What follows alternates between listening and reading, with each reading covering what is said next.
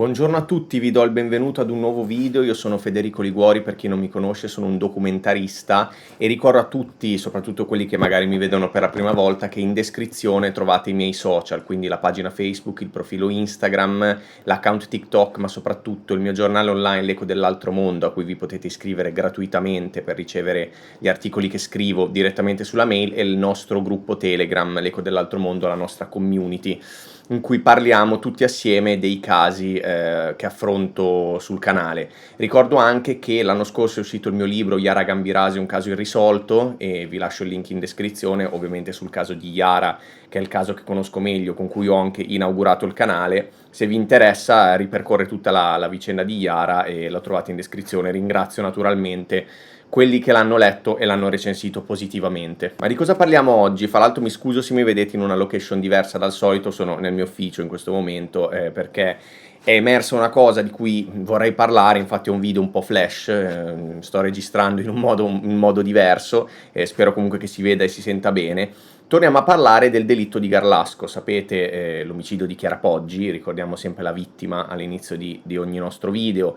Sapete che 10 anni fa è stato condannato Alberto Stasi con sentenza definitiva al suo fidanzato dell'epoca, e adesso da marzo c'è un nuovo procedimento ufficiale con iscritto nel registro degli indagati Andrea Sempio, che è uno degli amici storici del fratello di Chiara, Marco Poggi, ed è stata una cosa sensazionale perché è difficilissimo che un caso mediatico venga riaperto. Ci sono notizie ogni giorno, ho già fatto tante dirette, tanti video che potete recuperare sul canale, ma è successa una cosa secondo me particolarmente grave. Non parliamo di qualcosa che abbia effettivamente a che fare con il delitto o delle novità. Sappiamo che c'è l'incidente probatorio che può durare fino al 24 di ottobre e la procura giustamente nei giorni scorsi ha alzato la voce contro tutti gli opinionisti. Proprio il termine che è stato utilizzato è gli opinionisti che sparano nel mucchio, si inventano cose, vanno in televisione e quindi finalmente la procura ha alzato la voce e ha fatto notare che loro non hanno sostanzialmente mai diffuso nulla. Il procuratore Napoleone e anche gli aggiunti Civardi, tutti gli altri procuratori, ricordiamoci sono 4 procuratori, su un caso di omicidio forse c'è qualcos'altro dietro, ma ne parleremo a breve. Ma quello che è successo ieri è particolarmente grave. Io vado direttamente, vi faccio vedere un tweet di Luigi Grimaldi, il buon Luigi Grimaldi, che è stato ospite qui da me, speriamo di riaverlo di nuovo.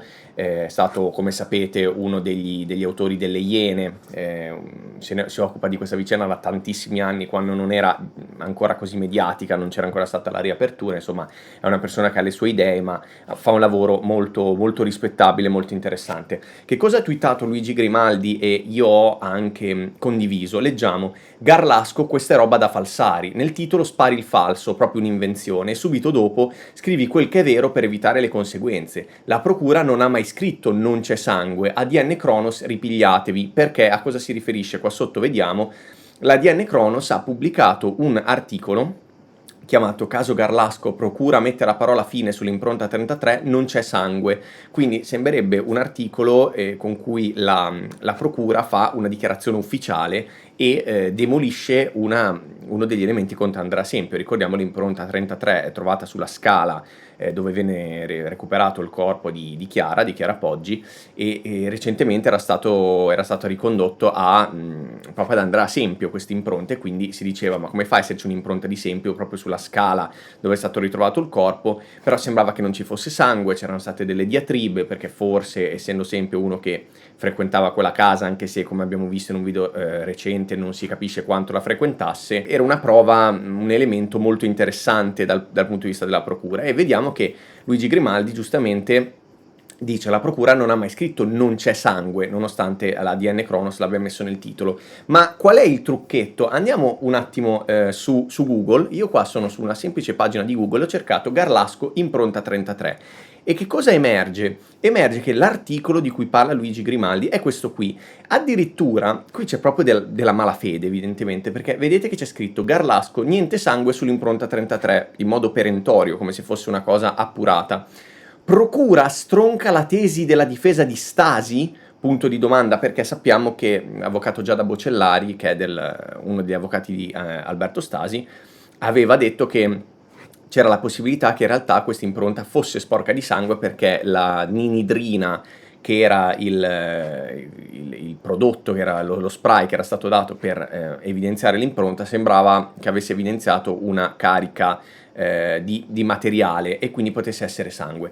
Ma la cosa più grave non solo è che è stato scritto niente sangue sull'impronta 33 quando non è stato appurato, perché questo è il punto che forse mi stavo dimenticando di dire, non è stato appurato niente perché l'intonaco di quella prova lì non si trova, non c'è nell'incidente probatorio perché non è stato ritrovato. Ora non si sa se sia stato fatto sparire apposta, non addentriamoci in dietrologie, ma non è vero che niente sangue sull'impronta 33 perché non è stato fatto nessun test recente nell'incidente probatorio.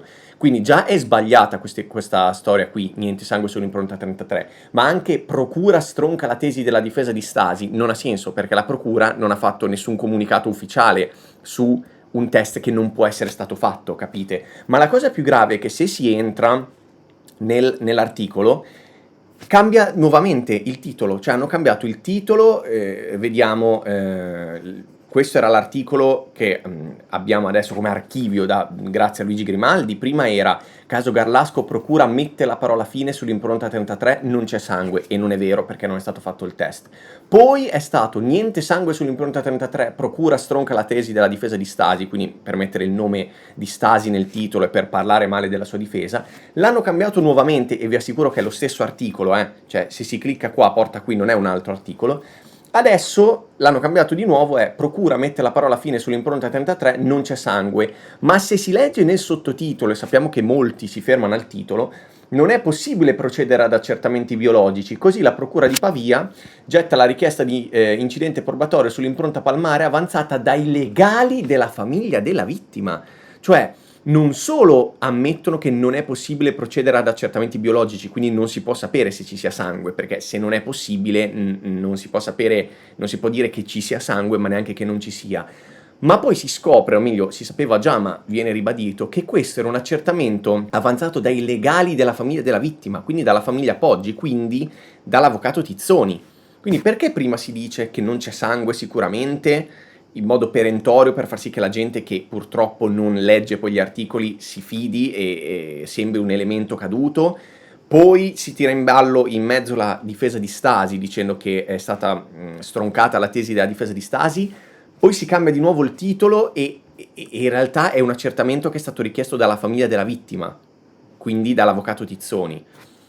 Cioè, davvero qui ci si vede della malafede, qui si cerca di far credere ciò che non è. La procura non ha detto niente, l'accertamento non è stato fatto perché l'intonaco è sparito, malafede, è stato fatto apposta, non è stato fatto apposta, non lo sappiamo, ma questa è una notizia completamente inventata ed è l'ADN Kronos. Cioè rendetevi conto, lo prendo anche come pretesto questo video, rendetevi conto del modo con cui vengono inventate di sana pianta le notizie. Fate molta attenzione a quello che leggete. Prendiamo il caso di Garlasco perché è quello clou adesso, ma una cosa del genere è grave e pensiamo a quante altre notizie riportate in questo modo abbiamo letto nel corso dei mesi o degli anni anche su altri casi. Il video si conclude qui, è stato molto rapido ma ci tenevo a farlo perché è una cosa di particolare gravità. Vi invito sempre a commentare, a lasciare la vostra opinione motivata e educata qui sotto appunto nei commenti. Trovate tutti i social in descrizione, iscrivetevi naturalmente al canale e trovate anche il mio libro Yara Gambirasi, un caso irrisolto. Vi ringrazio, vi do appuntamento ad un prossimo approfondimento.